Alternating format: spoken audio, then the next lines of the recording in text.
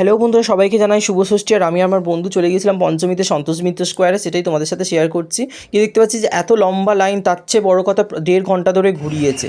আর ওখানটায় যাওয়া মাত্রই যেন মনে হলো সকল কষ্টের অবসান হয়ে গেল। তোমরা ভিডিওটা দেখো, আর যারা দেখোনি প্লিজ গিয়ে দেখে এসো, আর যারা দেখোনি আপাতত আমার ফোনেতে দেখে নাও। ভিডিওটা সত্যি খুবই ভালো হয়েছে। আর তোমরা ওখানটায় গেলেই বুঝতে পারবে কত একটা পজিটিভ মানে এনার্জি ওর মধ্যে চলে আসবে।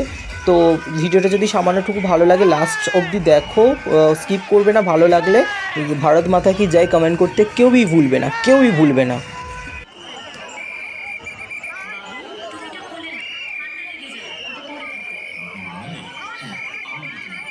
এই শোটা শুরু হয়ে গেছে, দেখতেই পাচ্ছ। আর পুরোটা তো আর তোলা গেল না, কারণ এত ভিড়ের চাপ, ওখানে লাইনে দাঁড়াতেও দিচ্ছিল না।